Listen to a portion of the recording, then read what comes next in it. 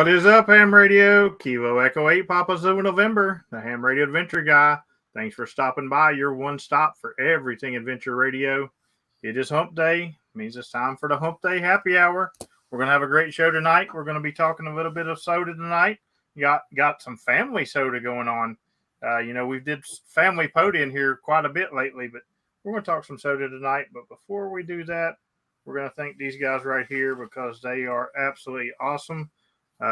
They're a big part in keeping me going to all the parks that I go to every single day. And, somebody on this list is fixing to get a surprise and they don't even know it yet. And it starts with me tomorrow morning. They don't get it tomorrow morning, but it starts tomorrow morning. And that's all I'm saying. Then we're going to give a shout out to the YouTube members. Still a little slack on the activators and rovers. But we did get a couple of new more activators. So thank you guys very much. And then for the Adventure Club, thank you very much, Bruce, once again for your off-stream donation, closing in on Terry ever so fast. All right. We're ready to talk a little bit of soda. Before we do that, Dan, how you doing? Yeah, I'm doing great, man. How about the rest of y'all? And before we do that, is Terry Kilo 8 Golf Quebec in the chat? If you're not, you'll see this later. Happy birthday, man. That's right. Happy birthday. Happy birthday to that clown. Yeah. He is the jester's birthday today. He must have been out to dinner because I tell you what, I did the last park I did 40 meters. Then I did 40 meter CW, 30 meter CW, and he never hunted me on any of them. And then finally he got me on 20 meters. Like, hey, there he is. So he must have been out tonight, but cool deal. Dude, you got some construction going on at your house. What's going on with that? Oh, it's done not my entire backyard ripped up, but they redid the drain field and put down a brand new one. It took them, I'll say 2 days, but labor, day and a half-ish to do it. They were really speedy, and they ripped it out, put another one in. Man, I was hoping you had I got a fresh new backyard now. When I put my vertical back up, I'm going to lay me a nice radio field down. Nice. I was hoping you was building some kind of super station or something. Well, I got the footing poured for the 300-foot tower. So, You're Hayden, man, you're back on the show. What's up, buddy? Back to back. It's good to be back.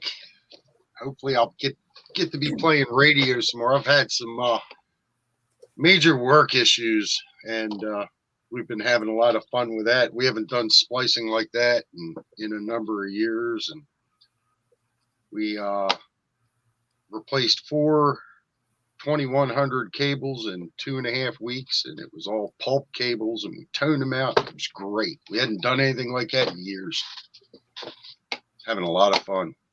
Good deal. Thank you very much for the super chat, Eddie. Appreciate you. All right, now I guess we're going to move over to our guest. I'm going to let you guys just introduce yourself because I'll confuse your call signs, and I'll tell you a funny story about it in just a second. But I'll let you guys introduce yourself and maybe tell us what got you started into ham radio. My name is Betsy Fusilier, and my call sign's in for AJJ. I'm Scott, in for AJ. And a quick note about the call signs. We actually have some friends that do soda that we met, and they are kind of a soda dynamic duo. And it's Mark and Jean, AU1MS and AU1JS. And so I loved their call signs being so close to each other, and so he had renewed his license and was asking, trying to put in for a vanity call. And then once I decided to get my license, I said, well, we have to do the Mark and Jean thing. I have to have a call sign that's kind of like yours. So I ended up being able to get N4AJJ. So nice. And as far as what got us into radio, I originally came from the Citizens Band. That was my original interest. I got my license, my amateur license in 2005, and just went into it, headstrong and headlong, whatever. And at one point, life got really, really busy, and I kind of ham radio went to the back burner and ended up letting my license lapse. and I even let the 2-year period roll by, and then in late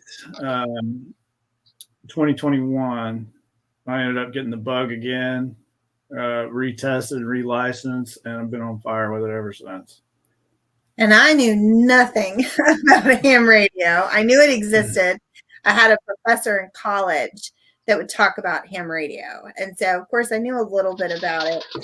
But when he started getting into it, then discovered Sota through a friend and just through YouTube videos and watching people. I went out on some activations with him and stood there. So I did all the work. I'm up at the top of the summit and I'm just writing down stuff for him. We're watching that was on purpose. I had her log on purpose just to get her involved. And she ended up seeing the fun in it. So I was like, well, I can't just, go up here and not do anything. So he'll usually set up CW and I can't, I don't understand any of that. I can't understand Morse code. So I just would sit yet. So I would just kind of stare. I was like, well, I can at least use the handy talkie if I get my tech license. And so decided to do that. And then within 3 weeks, I had my general after that. So. Nice. And that was just this year in April and in May. And something that piqued my interest way back was I saw a couple of Steve WG0 or WG0 AT's videos back, I don't know, like 2008 or something like that. Some of his early Sota videos. And I just, at that point, I thought, man, that is awesome to be able to take just a little bitty portable rig up a mountaintop and, make a bunch of contacts. It's awesome. And then I ended up kind of sliding out of the hobby for a while. And then when I came back, that was one of the first things I went for. Well, and he had really gotten interested in hiking kind of in that lull time where his license expired. He really got into hiking. And in 2021, he did a big section of the AT. And so finding, kind of making that connection between radio and hiking was like, that sealed the deal. It's a match made in heaven. Yeah. So, and we did a lot of hiking together. So we just kind of added this in. That's interesting because that's kind of what helped me get into being a ham radio operator because, I got my technician to honor my dad, when he passed away. And one night hooked up his old radio and was just visiting and I heard a POTA station and I just listened. I was like, what is this stuff? So I go watch YouTube and then I'm like, wait, I can go outdoors and do radio? I gotta get a general. So, I can understand that. But I'm gonna go ahead and tell on myself here. I don't do that too often, but I'll tell you the whole call sign mess up. So when I was down in Huntsville, somebody gave me Scott's call sign and said that he was getting ready to do a bunch of summits on the AT. And I had just got into recently into activating and hunting Sota.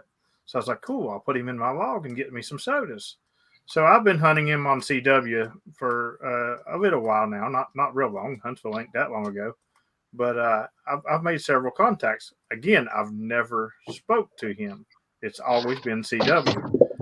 So when I went to look him up to get him to come on the show, I put her call sign in because I'm used to hearing her call sign because she hunts me on POTA all the time. So I put in her call sign and I was like, oh, cool. She hunts me on POTA. I remember her hunting me on POTA. So I send her a message like, hey, you want to come on the show and talk about Sota? She's like, you're probably talking about my husband. So yeah, I messed the call signs up, but it's all good. So yeah, that's kind of a bad byproduct of the call signs being so close, but it happens. I've got a family that hunts me, and it's Kilo November 4, Victor Kilo Whiskey, Victor Kilo Yankee, and Victor Kilo X-Ray. Oh man. So I'm kind of used to it, but But you mentioned the AT and you mentioned hiking. So tell us a little bit about that and how you incorporated Sota into hiking the AT and stuff. Yeah, sure. So in 2021, I set out to through hike the Appalachian Trail, and I ended up getting distracted and didn't finish it. And so when I came back this time to through hike, that was, I was definitely going to have a radio in my backpack, no matter what, because the AT is basically a Sota operator's dream because it crosses so many peaks. So I ended up, going through a selection process to pick the perfect radio and everything, and it turned into a big portion of the hike, and actually something that just kind of kept me going. And I ended up doing 782 miles south, and then kind of got distracted again. Ended up coming home for a while, and so I still have a good portion of the trail to finish. But I think I activated 50. Like right around 50 peaks in that 782 miles. And then there's quite a few more left. So I skipped a couple because of bad weather situations or, schedule crunches and that sort of thing. But someday I'd love to get up there and get the ones that I skipped. And there's one in particular. It's just a 1-point summit, but it's never been activated. It's in the 100-mile wilderness in Maine. It's Mount Nasontabunt. It's kind of a funny name. And I went right past that one and wish I had stopped because I would have been the first. Nice. Wow. Yeah. But it was interesting because while he was on the trail, we had started to, just in the last year, get to know a lot more of the Sota community through Sota area campouts. So the Sota community will hold campouts in different regions. So we've been to the W4 Georgia campout. We've been to the Tennessee campout they've started having, and there's Virginia one, Tennessee. Kentucky. And so through that, we've met a lot of these other activators who they're beasts. I mean, some of them have 5,000 points. They're triple, quadruple mountain goats. And so while he was on the AT, they were all chasing him. But then he got to activate with some of them way up in the Northeast too. So that was, that was a lot of fun. And you all know the community is a big part of it. Like it's just a lot of fun to get to know people. And you get those familiar call signs. And I get a smile on my face every time I hear that familiar call sign. But absolutely. I've just got into Sota, so I don't know hardly any Sota people yet. But the pota community, it has become my family, and I know exactly what you're talking about. There's people that it was funny because I had somebody last night just in the middle of, she's worked my pile-up. She's heard them before. Just in this big pile-up, he just said, Oscar. And I said, Alpha Echo 4, X-ray Oscar, you're 5'9". And he just laughed because I'm deaf in my right ear. And I think my superpowers now is I pick up really good tones in my left ear. So once I know your tone, I can pick you out of anywhere. And I say that on the stream all the time, and these boys will test me. They'll test me all the time. Dan, he'll get on there and he'll just go whip, whip, whip, and he'll break my pile up like that. I got another guy who will whisper underneath all the big power stations. He'll literally whisper his call sign, and I'll whisper back to him, and we'll make a whole QSO, and they'll never stop calling because they don't even know we're talking. It's crazy. So now I'm curious because you're doing the AT, so you got to have your gear with you, for hiking, for camping, for food, and all this. What was the radio setup for this? So probably I'd say one of the something like a mountaintop or whatever is probably a little more ideal than what I had. But I'm kind of spoiled with the flexibility. I ended up with a KX2. And I ended up, I like the random wire, the end-fed random wire. And I use a length, a kind of an odd length that a lot of folks use a shorter antenna. I use a 84-foot radiator and a 17-foot counterpoise. And I don't use any coax. I just plug it either straight into the transceiver, or if I need to run an un, I'll plug the un directly into the transceiver. And I like that particular antenna setup because it's just super flexible, and it gives the entire range of what the KX2 will do. And one other kind of oddball thing that I did is I didn't use the internal batteries for the KX2. And the reason for that is this was right before Elecraft came out with the internal charger for the KX2. So the unit that I have, I bought used, and I haven't got the charger for it yet. So what I ended up doing was using the Talent Cell battery, the 3 amp hour Talent Cell that you can get on Amazon for like $25. And the reason I chose that battery is because the charger for it is tiny. And so in a long distance backpacking situation, every ounce counts. And I couldn't justify bringing this big charger just for the battery. So another option that I, worked through was using power delivery cell phone batteries to run my radio.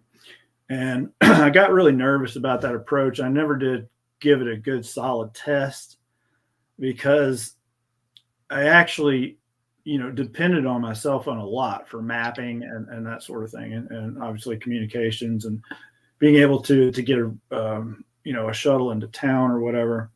So I got worried about, I'd get out there and I'd prioritize the radio. And next thing you know, I'd run my cell phone battery completely dead. So I ended up going with 2 separate systems just to make sure that didn't happen. So you said the charger was small. Was it smaller than this one? It is not. It is not. The heck? Oh, This is the charger for my QRP battery, Nice. and this is my QRP battery. Oh, gosh. Yep. Yes. Yeah. I'm really liking it. TP Man would be proud of that. It does take a while to charge that battery, but you just plug that into a USB port in your wall, like a cell phone port or whatever, and you're good. Yeah. That's an improvement on what I did for sure. All right, so she gets her general and she decides she's going to Sota because she's tired of climbing up the mountain and doing the logging. So how does it work? You're a CW guy. She's a sideband person. When you he's mainly CW exclusively, except he'll make an exception when we do the events like the campouts and everybody's on Summit and they all, hey, is N4AJ there? And they 2 want meter FM. 2 meter FM. They want a really quick contact. And then somebody else, they'll literally, one guy at a recent camp out in Georgia did 7 summits in a day. So they want their 4 contacts, which is what it takes to, get your Sota points. They want those 4 contacts and they are out there and they're off to the next summit. So it's kind of nice. So he will pop on quickly to give people a quick contact. And it also helps if we're looking for a chase, looking for a complete, to have somebody who was up on that summit the day before. But if we're out by ourselves or he was on the AT, he was strictly CW. So we have 2 setups. I have a Lab 599. And so I'll use mine, still a random wire, and we'll set up 2 separate things that we run. Now, the campouts, there's so many people on. I would just use the handy talkie. I really didn't get my whole setup out at this last camp out. Yeah, last camp out, I don't think you got on HF at all. Yeah, I had enough contacts on SSB, and we were just kind of, we would do 2 meter on 2 meter FM. And so we would do like 2 or 3 summits a day. And so we were moving too. So, and I don't know if you guys have ever experienced these campouts, but they are an absolute blast. usually we pretty much consume the entire campground, and it's it's usually from like Wednesday to Sunday, and throughout the day everybody will disperse to different peaks, and there's usually it's usually in a spot where there's just a bunch of great 10-point summits or whatever, and everybody will disperse, and then you basically just have a summit to summit party during the day, and everybody tries to work as many summits as they can. And and then there's always a cookout. So, and the cookout is a blast. Everybody brings something, and you get to meet people that new people coming in, and people that you've worked but you've never met. It's a blast. And there are some other couples that we have met: AE1MS and AE1JS, Mark and Jean Swan. They're amazing. They have 1,000 points, but they also have never done the same 2 summits twice. So they're all unique. They have the exact same points. They're out together all the time, but all of their summits are unique. And then there's another couple, Andy and Debbie, and for LAG, KB4IQM. IAM. KQ4IAM. And so she just licensed. It was funny. We showed up at the camp out in the spring in Virginia, and our call signs initially, before I got my vanity sign, they were like they were one letter, 2 letters off. Yours was IBL and hers was IAM. And so we literally didn't know, but we had each gotten our licenses within like a week and a half of each other. And Andy and Debbie live in North Carolina. And so we've been friends with them since one of the first campouts. And so they will go and do summits together. And then at one of the first campouts we went to, there was a family there with their child. Mm-hmm. And so he had his license too. And so it was fun to catch him on and hear him, because you could tell it was a kid. And so it was just fun to work the whole family. So it's definitely something. Some of the summits, he's hiked up Mount Katahdin and activated, but you can, some of them are drive ups or situations like, where it's just a mile quick hike, or it's right off the Blue Ridge Parkway or something. So it's definitely something you can do as a family if you've got, a youngster that has a license. And listen, I forgot to mention something that was a huge eye opener for me. Okay. In terms of antenna, when I was on Mount Katahdin, I didn't, usually if you're doing a shorter hike or a pota activation or something like that, you carry a pole with you, to set up your antenna. So I didn't do that on the Appalachian Trail because of, that piece of kit had one purpose, and I just couldn't afford to carry it for 2,200 miles for that. And there, most of the summits in the South have trees on them. So I hadn't really worked that part out, but when I summited Katahdin, there are no trees. It's all above tree line. So I got up there, and I was really worried that I was going to skunk and basically just get no contacts. And to my surprise, I laid my antenna on the ground, and I worked F4WBN in France. Nice. I worked S57S in France. In Slovenia. And I was just totally blown away that I got anything. Well, I had a full log, and so that's one thing that really surprised me, is that you can totally lay an antenna on the ground and still make contacts. Yeah, I've had one laying on bushes before, about waist high, and made contacts. Yeah, we've done that as well up on a bald pretty recently in North Carolina. There's nothing up there but brush, and so there was a little bit of a bush, and so we just kind of threw it over the edge of the bush. And I mean, I was getting people on 10 meters. 10 meters from California. Yeah, it was a blast. Wow.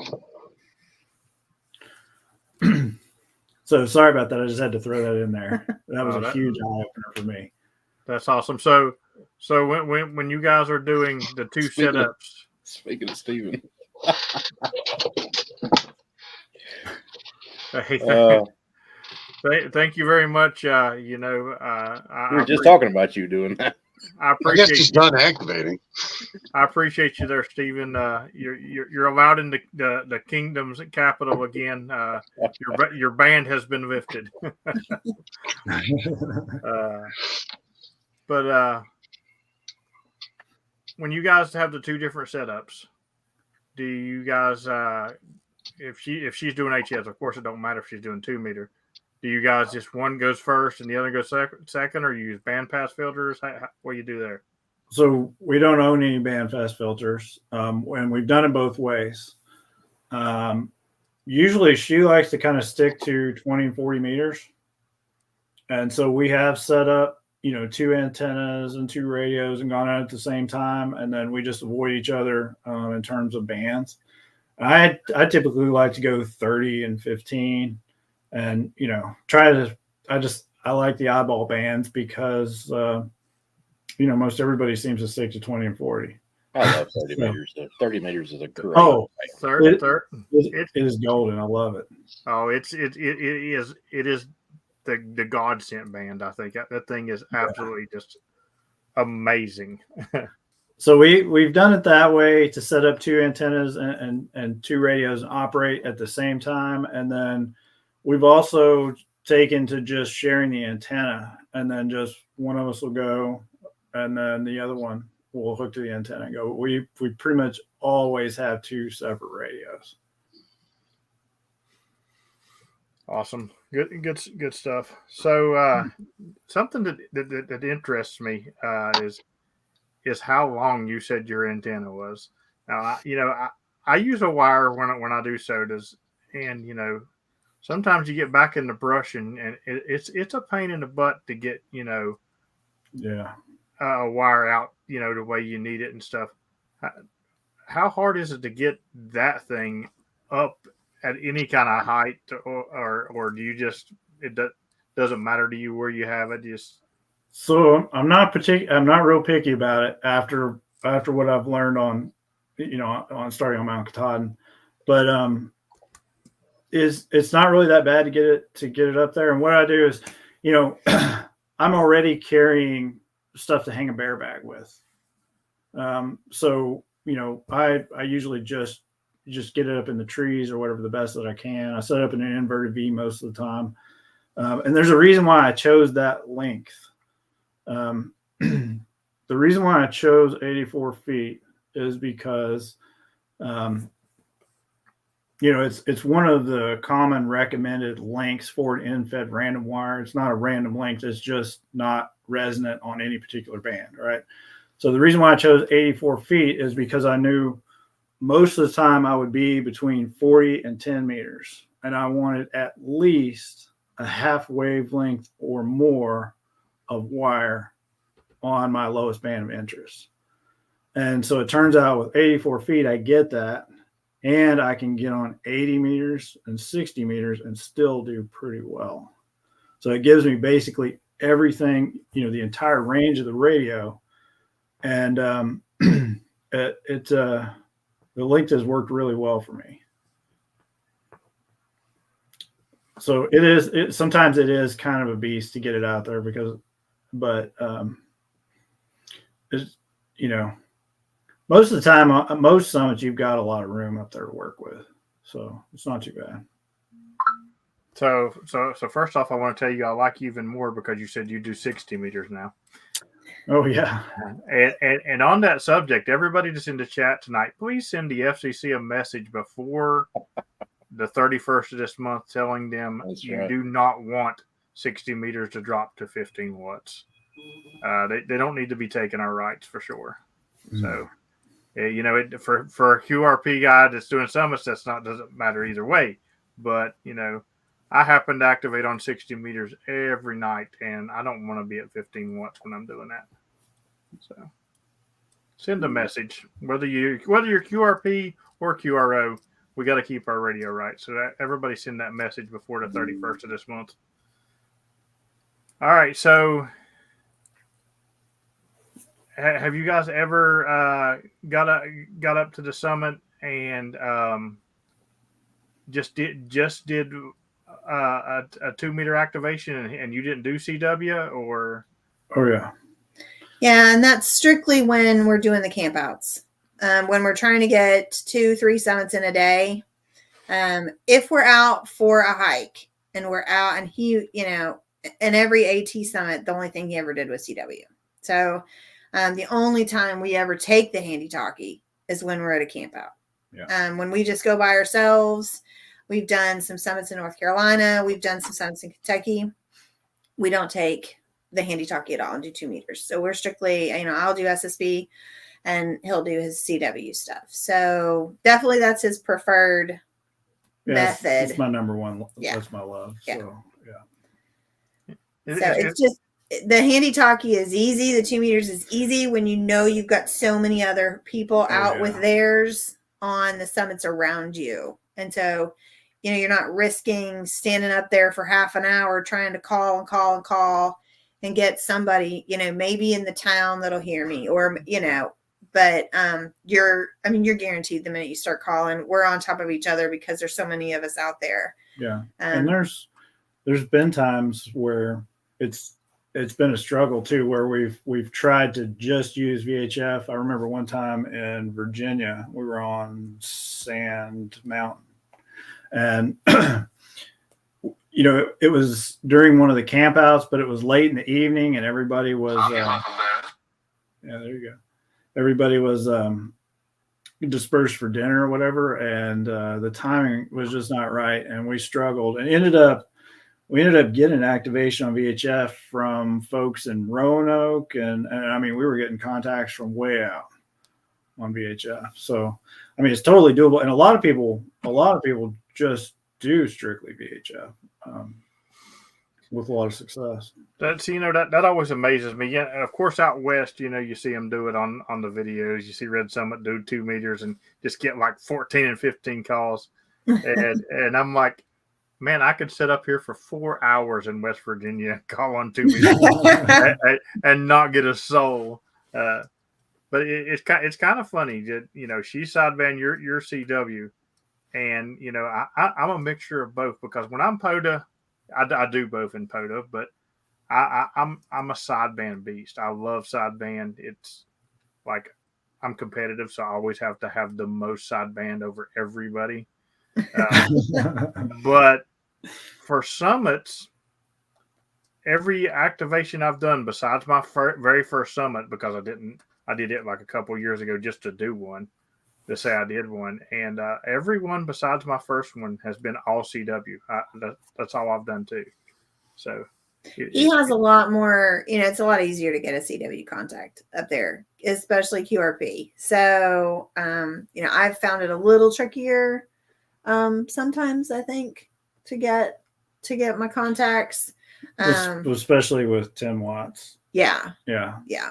So, but it's, you only need 4. It's not like POTA where you need 10. So you only need 4 to get your points for a SOTA activation. So, if you've got some patience and you stay up there, for any amount of time, you can usually get 4 pretty quickly. I honestly, I've never had a problem. I kind of have an advantage over a lot of people.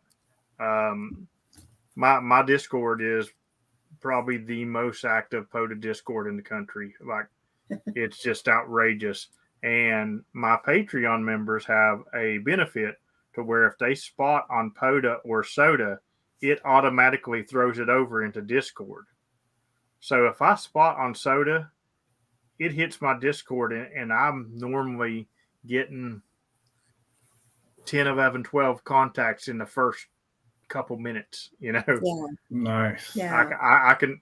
It's funny because I'll spot on SOTA, and I won't even have to spot on Discord, but I will literally have maybe 10 or 12 from Discord and 1 or 2 people from SOTA that hunted me.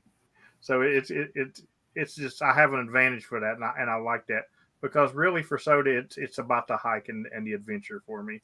It's not. I'm not trying to kill those numbers. If I have, I wouldn't do 4. I'm the same way. POTA's 10. I gotta have 12. So if I have 6, if I have 6 on a summit, I would be fine. Yeah. And I don't think we've done. I think I had to do 4 that time on sand when we were struggling. Yeah. But most of the time we've got at least 6 or more. And like I said, when you're out there at one of the campouts and there's so many people, you want to give everybody their completes, because, you know, they get the points if they've been up to that summit, which a lot of the time they were up there the day before and now you're up there. So they want to chase you so that they get the extra points. So, you know, you just stay up there and you keep making contacts until you know you've gotten everybody that wanted to get you. And then, you know, you hike out and go to the next summit. So, yeah. I have to say that the campouts probably really boosted. I mean, I'd say you probably, it's safe to say you probably wouldn't have your license if it weren't for the Sota camp out.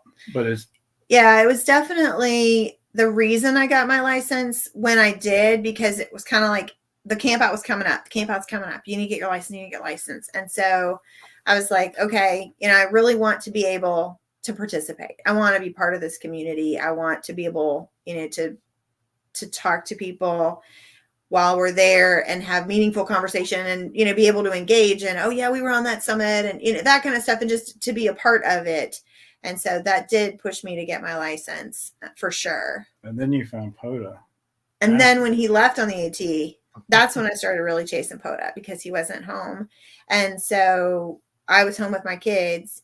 And so at night I would turn the radio on. He showed me how to use everything from home. And so I would turn the radio on and then just start kind of hunting pota late at night. There's not a lot of people in Sota that I could get. So pota was there. So I started hunting. And before, I mean, I never even activated a park until, you know, a few months back. So I was chasing before I was activating. So I just popped into my head too. I remember going from the 10 watts with the Lab 599 to I bought her a 891, and we took that thing to the park and just set it on 50 watts, and she had a pile up in no time. Well, he says I have an advantage. Yeah. Just because I'm a YL. So he says my voice will get through, or people, and I've noticed it, they're like, give me the YL, and they'll hear me and they'll know there's a female in there, and so they'll call just for the YL. He is telling I do make my contacts pretty quickly.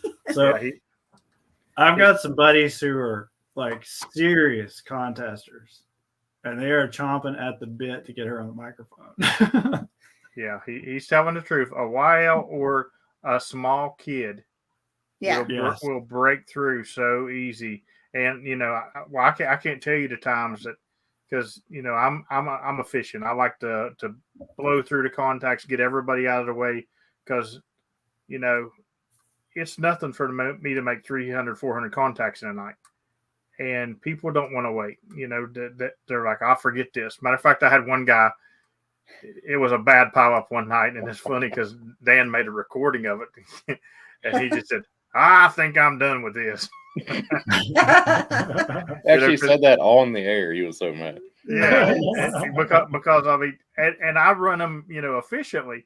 But if I hear a kid, I'll stop my pile up and take that kid and have a conversation with that kid.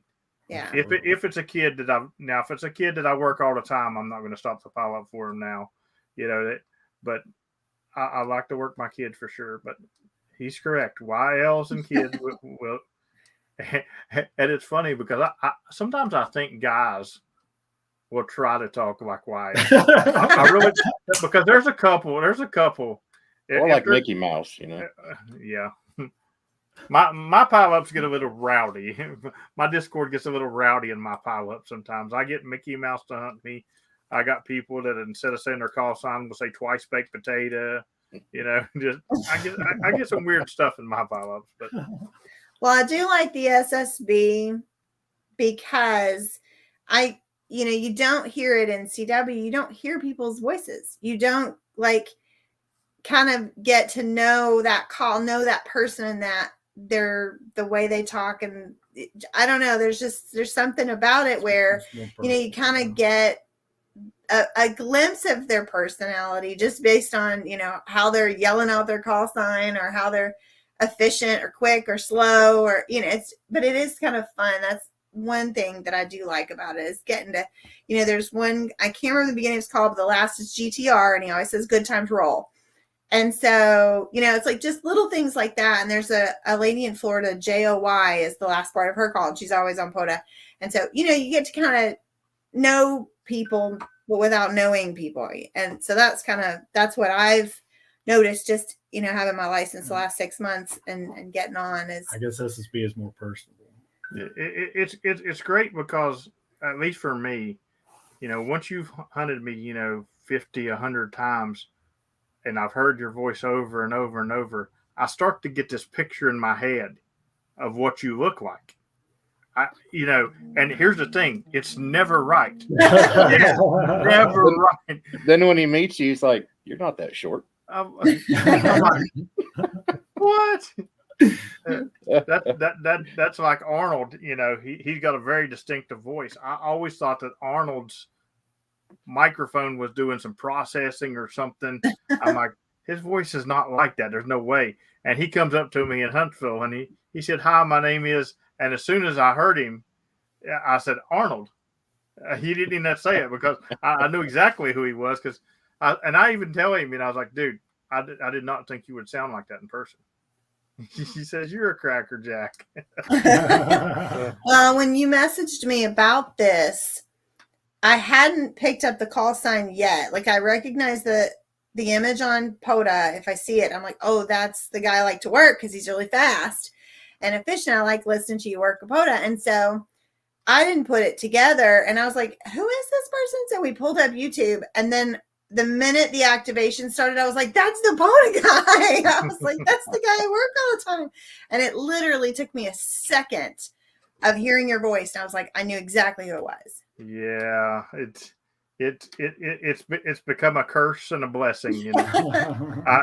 I can't even call for a frequency to be ask if it's in use because if I get it out twice, I'm amazed because I'll say, "Is this frequency in use? Is this frequency in use?" Kilo Echo 8 Papa Zulu November. Is this It's all yours, James. What park you in? Wow. And then when I put hopping on a band, they all have this game. They guess where I'm going, and there's a couple people they'll hear me tuning up for CW, and they'll start throwing out their call signs. I don't even call CQ or nothing. I just go straight into answering them. Wow. It's absolutely crazy, and I love it. I can't get enough of it. But yeah, it is. It's just great. But I do like the personal part of the SSB, but there's also the fist in CW that I like as well.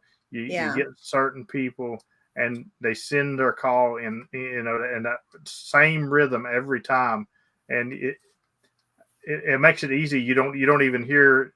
You're never supposed to count the dits and dahs. You're supposed to hear the letters, but you don't even hear the letters. You once they start, you hear their call sign like they're talking to you.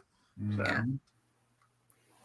Yeah, and he's operated for a while now, and a lot of the same Sota guys will chase him, and so he knows their calls. I know exactly what you're talking about. I hear a letter or two, and I know exactly who it is. Yeah, if I'm home, which is rare, and he spots, I always come to hunt him. And if I'm in a park and he spots, as soon as I'm done with whatever band, before I go to the next band, I'll go hunt him because that's the thing. He is always to where I can hear him. A lot of the Sota stations I can't get. But he's always got a good signal, and it's always great when I see him, especially on 40 or 30.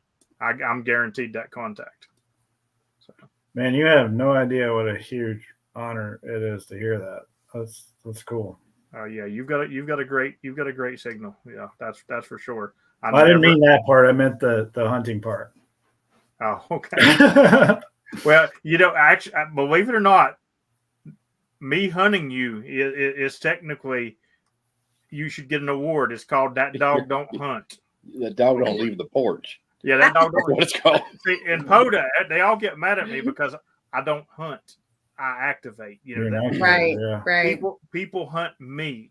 There's probably a handful of people in POTA that he's actually hunted from home, and they should get the "That Dog Don't Leave the Porch" award. Yeah, if I'm hunting you from my house, it's definitely an honor. Yeah. So. Well, Well, it was thank you. definitely fun because I would post on Soda Reflector and kind of update people because, I knew, of course, exactly where he was. I'm kind of his guide. I'm like his travel agent. And so I would map out the cities he was going to hit, where I needed to send food, how he was going to resupply, where he was going to be able to stop for a hostel visit or a hotel and a shower or whatever that community had.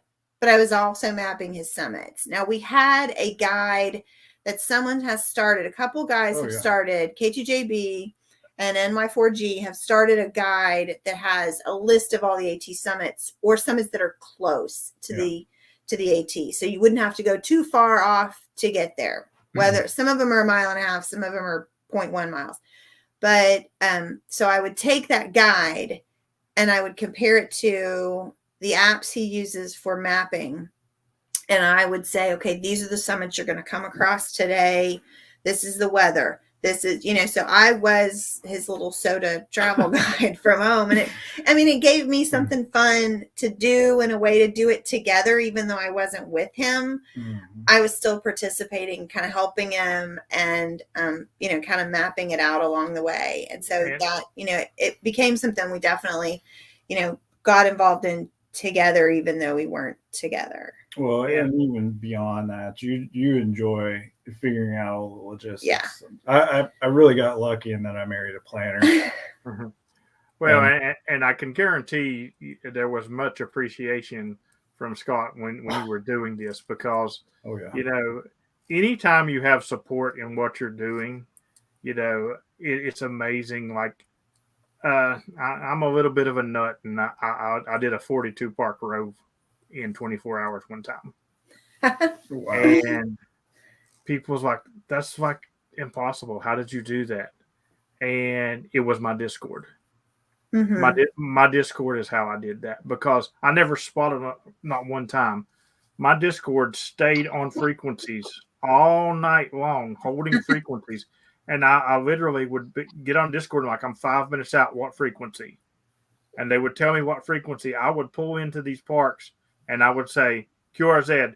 I would hit 12 people and say QRT and gone. I never had a single activation under that was over 2 minutes.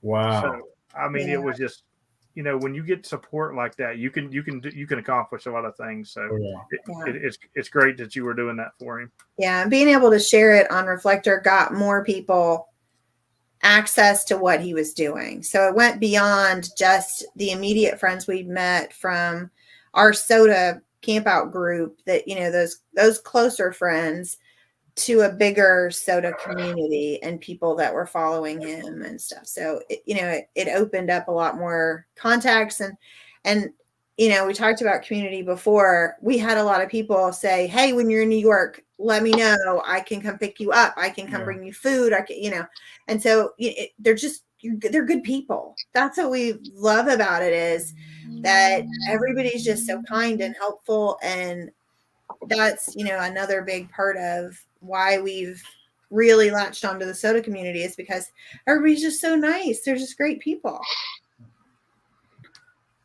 Absolutely. So, all right, Scott, tell us some soda tips that you've learned along the way that people need to know about if they're getting into soda. Oh, geez. I would use the alerts if you don't think you're going to have cell phone signal. I don't know. I guess what kind of tips are you looking for? Anything. I have 10 activations now in Soda, so I'm new. Okay. I use an app called Soda Goat, and it's super helpful. It's only on iPhone. So if you do have an iPhone, it's very helpful because he doesn't and I do. So he doesn't have an iPhone, but I use mine, and it's really awesome because it'll track where you are, and it tells you which summits you're close to. So if you're going to that summit, you can click on it, and it will tell you if you're close to the activation zone, because the activation zone, you have to be within a certain radius of the actual summit. in order to activate. And so it will map you as you're going, and then it turns green and it's like you're in the activation zone. So okay, I'm done, or you've been bushwhacking for 1.5 miles and you just want that part to be over, and you're like, okay, finally I'm in the activation zone. I am going to just stop right here and activate. And so that app has been really helpful, and you can spot yourself on that app too, right. And it goes immediately over to Sota. But you do have to have cell service. So here's a tip. Okay, if you're in a spot where there is no cell service, there's an app called Sotamate, and I think it's absolutely brilliant. I don't know if you guys have heard of it. Have you guys heard of that? No. Okay, Sotamate allows you to spot via FT8. Oh. Yeah. So you can use 20-meter FT8, which is always going to be open. And the way it works is you've got an app on your phone, and then there's a website that you log into first. And you set up configuration for where you're going to be activating, which regions you're going to be activating in. And then you download the configuration to your phone, and the app on your phone will generate the FT8 audio.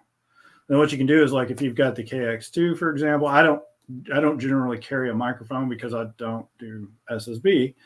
The KX2 has a microphone built into it, and so you can use your phone to generate the FT8 and set it. And I normally don't operate FT8 either, but you can use it to spot yourself if there's no cell service. That's awesome.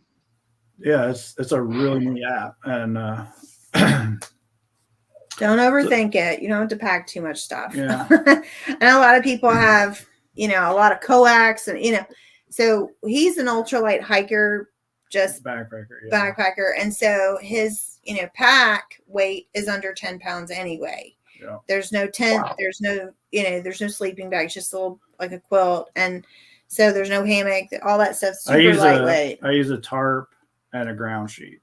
Okay. That's my sleep setup. So my shelter setup. The pack weight, he doesn't want it weighted down by all the extra stuff. Yeah. So that's what. And it's easy to pack your entire shack with, oh, I might need that. But so that's the hardest part, is just selecting the minimum amount of gear that you need. Packing an extra key. We've heard a lot of Sota hikers will pack an extra key because he's had a key mess up on him before. Yeah, I do. So just an extra key, if that's what you're using, would be a tip. We bag everything. We just kind of have everything in separate bags. That's always planned for rain.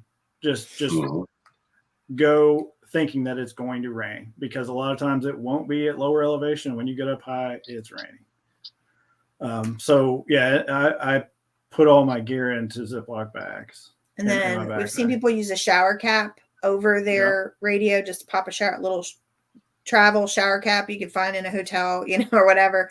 Pop those over their radios. And then, just having a tarp, available if needed. Some people will pack a clipboard, and they'll have like a whole cute little setup with a clipboard with special paper on it that they've got set up to the log with a watch on it. He turns his watch on the inside of his hand. So as he's operating, he's got just a digital watch there and ready, and he sets it on UTC time. Yeah. I personally prefer pencil and paper for logging in the field. A lot of guys use apps or whatever for, whatever for logging.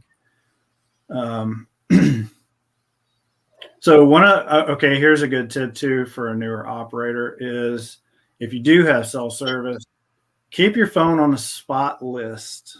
If someone sends you a summit to summit, S2S, then you can, if you miss the reference, you can just look at the spot list real quick and pick up the reference and write it down while they're sending it to you in case you miss it or something. It's definitely a good way to check. Here's another tip too. When you go back and you're putting in your log, because I usually will, like I said, especially on the AT, I might do 4 or 5 activations before I get to a town, and I don't ever put my logs in until I get to town. So Another good tip is the show who chased me feature. If you somehow missed a call or something like that, it's not the end of the world. You can turn around and use that feature and pick up someone who you missed, or if you got the call incorrect or something like that, and fix it. With Sota, the chasers are logging and the activators are logging. One of the things I actually like about POTA is that as a chaser, all you have to do is just chase. You don't have to log or anything. I really like that. Yeah, I can't tell you the number of summits that I've actually worked through the years in POTA, and that I didn't log because I was doing POTA. And I've probably even gotten notes if I wanted to go. Now, mind you, I've got a lot of logs, and there's no way I'd do it. But there's probably a note what summit it is in my comments. But I don't have points for it because I didn't go to Sota and log it because I wasn't doing Sota. Yeah.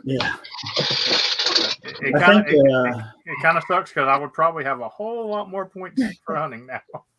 Yeah, well, it's fun to check points, and you can get printout awards mailed because Sota is based in the UK, so it started there, and so they're like you said, they're adding more parks, they're adding more summits.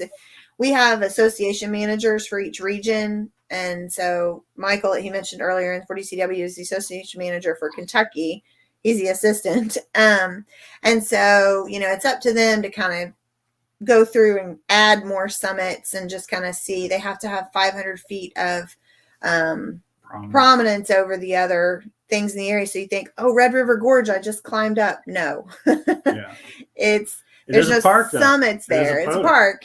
But there's no summits there. So finding the summits can be a little tricky, but Saltless is our, mapping. Kind of go-to. Yeah, it's our go-to for mapping. That I have learned. If you go, it's a whole lot better than the one that Sota maps. Right. Saltless is what that's what we go with.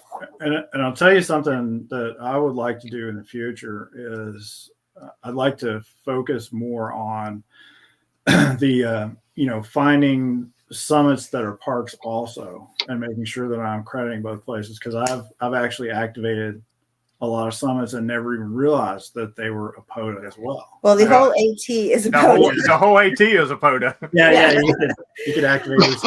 That's another thing that I absolutely love about POTA is the fact that you can just go every day, and you don't. Whereas Sota, you got once a year, or like you pointed out. Actually, Klingman's Dome is a Sota and a POTA threefer. Oh wow! Because you've got the Smoky Mountains, the Appalachian Trail, and the I think it's the Mountain to Sea. I think is the other one that goes. Oh, the NST. Okay. And I tell you what, as far as the points go, I don't have a whole lot of points in Sota yet. I think I'm right up on 500. So, but I'll be honest with you, the points they don't really matter. Honestly, I just love to activate. And then once I started gaining a few points, then I'm starting to think like a 2-point summit. I want a 10-point summit. See, I think that's what I like about Sota the most is I'm so competitive, but in Sota, I just do it because I do it.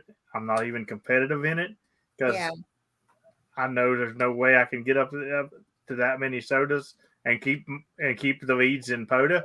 So, it's kind of. It's like that's my relaxation. So does my relaxation from going out and killing the world in POTA. And I am jealous because I hate iPhones. I do hate iPhones very bad. But I wish I could get the Sota Go. Yeah, I've heard so many people talk about that. Yeah. And Android, you need to make a Sota Go. All right, we are coming up on the top of the hour. Does anybody in the chat got any questions for these guys? Hit us up now.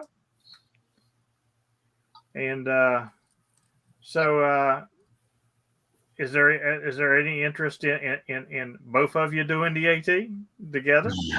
No. I am not a true hiker. I'm good for, I've done the Rhode Highlands. I can do, 3 days out. I've told him I'm going to do the Foothills Trail, which is near North Carolina, South Carolina border, which would be about a week. But then I need a shower and an iced tea. And so. Well, you're kind of not a huge fan of Yeah, I don't like uphill very much, which is like, why am I doing soda if I don't like uphill? But we just love to activate together. It's it's something we can do together. We roller skate together, we hike together, and we play radio together. We so. chase. We probably have more issue with that actually. We each have our own HF rig. When I got back from the trail and she showed me her log of pota, I was like, okay, you've got to have your own radio so I can have mine back. And so we each have our own HF rig. And then it's interesting because we like to come in here at the same time and chase at the same time. So I like to chase CW and she likes to chase sideband. And our antennas are really close together. So sometimes we have to, take turns on that or whatever. Yeah, because if I'm trying to listen, then all I hear is like it's called online. So, I can make things interesting for you because I know husbands and wives, they like to compete. So when you get 1,000 contacts with me, I send a challenge coin out to you. Okay. So it would be interesting if you two were competing because he would be doing CW and you would be doing sideband. And don't think that I don't CW as much as I sideband because every single park that I go into, well, I'm going to say 99.9 of them, I do CW, normally 2 bands, even if I'm just doing 1 band sideband, but I normally do 2 band sideband too. So, do you do one first and then the other one like religiously or? I typically like to do 40 and 30 CW, and I always do 40 sideband unless I'm somewhere else. Like I'm going on a trip, and I can't talk about it because it's part of that Patreon surprise thing. But I'll be doing 20 meters, mostly on that trip, unless I do get out later. But when you set up at a park, though, do you do CW first and then sideband, or does it matter? I'm random. Okay. I'll tell you what I'm doing because I normally do multiple parks in a day. So if I did CW first at this park and I ended in sideband, I will start on sideband because my radio is already setting on that frequency when I power it up, and then I'll do CW last. Yeah.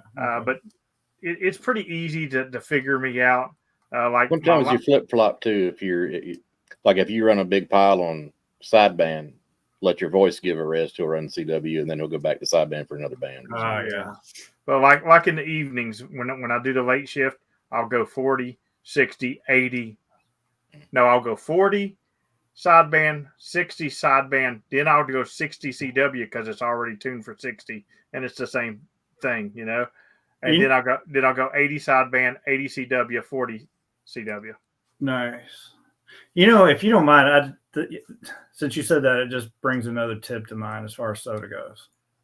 I would say work the entire spectrum if you can, because that's something I've noticed. Oh, I've got one other tip. Dang. Work the entire spectrum because it gives everybody a shot. I hear like there are a lot of guys that I chase in soda, and a few of them operate that way, and I will literally follow them all the way up the spectrum until I get to a band where I can hear them, and then bam. So here's another tip that I picked up from N4DCW. He always, I have him on ham alert, right? And so one thing that he'll do is he'll spot himself as setting up. So when he gets to a summit, he'll spot, and then he'll say 40 meters setting up. And then everybody knows that he's there and they're waiting. And as soon as he spots that, he's QRV or ready to go, then he's got to pile up, and he's done in, 3 minutes, and he's out of there. So that's a really good tip, I think, for soda. So I'll tell you another good tip, because soda guys remind me of me and Pota. Is if you know somebody that you can hear quite a bit and you're wanting to hunt them, make sure and be ready, because these guys do flip bands when, if they call for so long and there's nobody there, they will flip on you quickly. Yeah. So you got to watch those spots and stuff like that. So have them in your ham alerts and stuff, because it happens to me all the time. People will be like, man, you didn't stay here long enough. I was like, look, I call CQ once. Once that pile stops, if it stops, I'll say last call 40. And if you don't answer it in, I'm moving. I got things I got to do. And soda guys seem to do that quite a bit, because, like if I'm here at the house or something, I'll have the soda watch up and I'll look at it and I'll go through the house for like 5 minutes. And I come through and I'm like, oh man, he was on 40 and now he's already gone to, over here. And yeah. Yeah, and like hiking the AT, for example, I've got a certain amount of miles that I need to do every day. So I usually plan to do an activation to set up, activate, tear down, and be gone within 1 hour or less if I can do it. So they're not, they don't have the mentality of we got to get, 400 QSOs. They have the mentality of we got our summit. Now we got to hike back down this hill, or we got to go on to wherever we're going, and or on to the next summit. It's like you going to the next park. So you got to be ready for them. It's kind of like when James is on a road, don't go to the bathroom if I'm near a park, because you will miss me. I've had people complain about, man, I just went to the bathroom. I'm like, dude, I got 30 contacts and they stopped calling. I was gone. Don't do that. All right. So you guys got anything that you want to say just to wrap it up? Because we're about 7 minutes over. We really appreciate you having us on. We, like I said, I just started, so I still feel like I'm new, but the soda community has been awesome. And if you ever want to, get involved and you're not sure, whatever, you can reach out to anybody. And like I said, they're great. They'll welcome you with open arms and kind of give you all the tips that you need. And everybody's patient. They'll stay with you. They'll work you. So. Yeah, and it's an honor to be here, and I look forward to chasing you guys. And it's also an honor to be part of the world's best hobby. I absolutely love amateur radio. Absolutely. And if there is any new soda people that are watching tonight that don't normally watch, first off, subscribe, please. But come over to our Discord. We do have a soda group in there. It's not very active because I haven't done a lot of soda yet, but I am getting more into soda, and I'd like to start meeting a lot of these soda people. And if it becomes anything like the POTA group in my Discord, it will end up getting huge quickly. So make sure and check the Discord out. And other than that, if you guys wouldn't care, the next time there's one of these big group campouts, send me a message. Yeah. That is something I would definitely like to do for sure. We've got them coming up. Yep. We've got Kentucky and Tennessee coming up in May, and Virginia. Well, Kentucky's in April. Virginia's in May. Georgia's in the fall. So they're okay. Definitely check them out. Just make that happen for me, because I'd like to go to that. I seen a spot post about one time, and it was like that weekend, and I'm like, oh, cool, thanks. All right, Patreons, we are going over to After Chat. If you two would like to join us in the Patreon After Chat, you can join my Discord and just shoot Dan a message, and he will get you the rights to come in that room. You don't have to or nothing like that, but if you want to, you're welcome to come. We always let the guests come. But I'll be over there in After Chat. Thank you guys very much for the donations tonight, especially Steven. Steven donated big tonight and didn't ask me to do nothing. So that's even better. That's it. The last time Steven donated $99, it was like, hey, you should do a 40 Park Grove. So, and you didn't ask, Steven, so don't even try it now. All right, guys, thank you very much, and we'll catch you guys in After Chat. 73. 73, guys. 73.